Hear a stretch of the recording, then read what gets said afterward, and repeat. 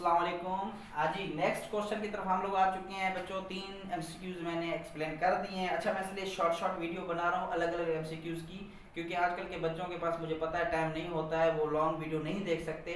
इस वजह से मैं शॉर्ट शॉर्ट वीडियो में एक एक एमसीक्यूज को समझा रहा हूँ ताकि बच्चे जो है वो इजीली देख सकें, क्योंकि मुझे पता है बच्चों के पास इतना टाइम नहीं होता है। बड़े बिजी बच्चे हैं आजकल के, टिकटॉक यूज़ करते हैं, फेसबुक यूज़ करते हैं, व्हाट्सअप यूज़ करते हैं, टाइम नहीं होता है बच्चों के पास, बड़ी मसरूफियत है आजकल।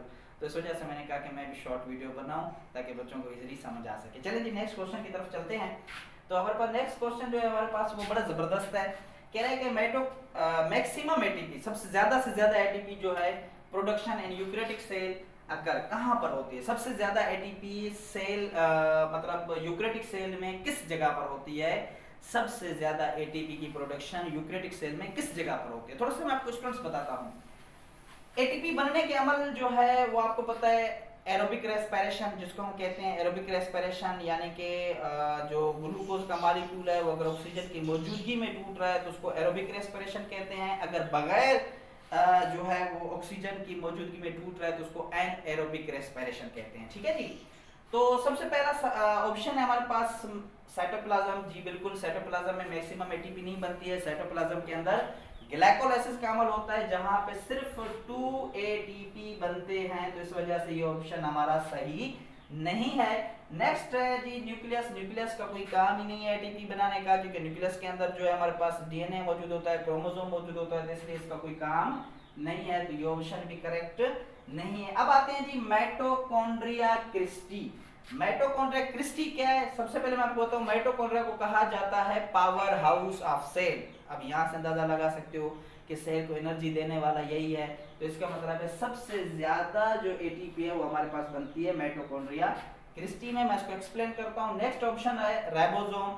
राइबोसोम का काम होता है प्रोटीन बनाना। मैं बार बार कह रहा हूँ, तो इसलिए कोई इसका काम एटीपी बनाना नहीं है, तो इसलिए हमारा करेक्ट ऑप्शन है माइटोकॉन्ड्रिया क्रिस्टी। अब ये क्या होता है, थोड़ा सा हम माइटोकॉन्ड्रिया की जो है शेप को देखते हैं। माइटोकॉन्ड्रिया जो है इसकी 2 मेम्ब्रेन होती है, एक मेम्ब्रेन होती है आउटर, एक मेम्ब्रेन होती है इनर। ये जो इनर मेम्ब्रेन है इस मेम्ब्रेन को हम कहते हैं माइटोकॉन्ड्रिया क्रिस्टी। जो इनर मेम्ब्रेन है जो फोल्ड की हुई है, इसको इनफोल्डिंग मेम्ब्रेन भी कहा जाता है, इसको माइटोकॉन्ड्रिया क्रिस्टी भी कहा जाता है।